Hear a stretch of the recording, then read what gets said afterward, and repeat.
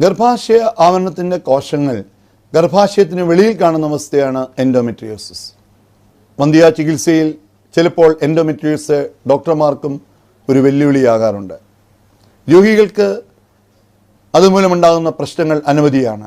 കാരണം മാസമുറ സമയത്തുണ്ടാകുന്ന വേദന മുതൽ, ബന്ധപ്പെടുമ്പോൾ ഉണ്ടാകുന്ന പ്രശ്നങ്ങൾ മുതൽ, കുടുംബജീവിതത്തിലുണ്ടാകുന്ന പ്രശ്നങ്ങൾ മുതൽ അത് തുടങ്ങുകയാണ്. വളരെയേറെ പ്രശ്നങ്ങൾ കൂടിയാണ് എൻഡോമെട്രിയോസിസ് ഉള്ള ചില രോഗികൾ കടന്നു പോകുന്നത്. ധാരാളം സംശയങ്ങൾ അതിനെക്കുറിച്ചുണ്ട്. ഒരു രോഗിക്ക് അറിയേണ്ടത്, ഡോക്ടർ എന്താണ് മിനിമൽ എൻഡോമെട്രിയോസിസ്? എൻ്റെ ലാപ്രോസ്കോപ്പിയിലെ ഡോക്ടർ എഴുതിയിട്ടുണ്ട് മോഡറേറ്റ് എൻഡോമെട്രിയോസിസ് ആണ്. എന്താണ് ഡോക്ടർ, ഒന്ന് വിശദീകരിക്കാമോ? ഈ ഗർഭപാത്രത്തിൻ്റെ ആവരണത്തിൻ്റെ കോശങ്ങൾ എവിടെ വേണമെങ്കിലും വരാം. നമ്മൾ ഓവറിയിൽ മാത്രം കാണുന്ന, ഓവറിയുടെ ആവരണത്തിൽ മാത്രം വെളിയിൽ, നമ്മൾ ഒവേറിയൻ സർഫസിൽ ഈ എൻഡോമെട്രിയോസിസ് അവസ്ഥയുള്ളതിനാണ് നമ്മൾ മൈൽഡ് എൻഡോമെട്രിയോസിസ് എന്ന് പറയുന്നത്. നമ്മൾ മോഡറേറ്റ് എൻഡോമെട്രിയോസിസ് എന്ന് പറയുമ്പം ഈ രണ്ട് ഓവറിയും അവിടെ അത് തമ്മിൽ ഒട്ടിപ്പിടിച്ചുണ്ടാകുന്ന ഒരു പ്രശ്നമാണ്. അവിടെ ട്യൂബ് വലുതായിട്ട് ഇൻവോൾവ് ചെയ്യാറില്ല. എൻഡോമെട്രിയോസിസ് നമ്മൾ പറയുന്നത് ഈ ഓവറിയും ട്യൂബുമായിട്ട്, നമുക്കറിയാം ഓവറിയിൽ നിന്ന് പടത്തിൽ കാണുന്ന പോലെ ഈ ഓവറിയിൽ നിന്ന് വരുന്ന അണ്ടത്തെ ട്യൂബ് പിക്കപ്പ് ചെയ്യണം.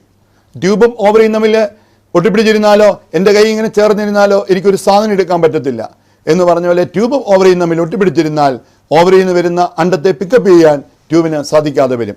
അടുത്ത ഒരു ചോദ്യം, ഡോക്ടർ എനിക്ക് എങ്ങനെ എൻഡോമെട്രിയോസിസ് ഉണ്ട് അല്ലെങ്കിൽ ഇല്ല എന്ന് വ്യക്തമായിട്ട് പറയാൻ പറ്റും? ഒരാൾക്ക് എൻഡോമെട്രിയോസിസ് ഉണ്ടോ അല്ലെങ്കിൽ ഇല്ലയോ എന്ന് പറയുന്നതിന് ലാപ്രോസ്കോപ്പിയാണ് അതിൻ്റെ ഗോൾഡ് സ്റ്റാൻഡേർഡ്. നമ്മൾ വയറിനുള്ളിലേക്ക്, പടത്തിൽ കാണുന്ന പോലെ വയറിനുള്ളിലേക്ക് ട്യൂബ് കടത്തി വയറിൻ്റെ ഉൾഭാഗത്തിൽ കൂടെ നമ്മൾ നോക്കി നമ്മൾ ഓവറിയും ട്യൂബും എല്ലാം നേരിട്ട് കാണുമ്പോൾ നമുക്ക് എൻഡോമെട്രിയോസിസ് ഉണ്ടോ എന്ന് ഉറപ്പ് പറയാൻ സാധിക്കും. ഇതിനാണ് ഞങ്ങൾ ഇൻവേസീവ് പരിശോധന എന്ന് പറയുന്നത്.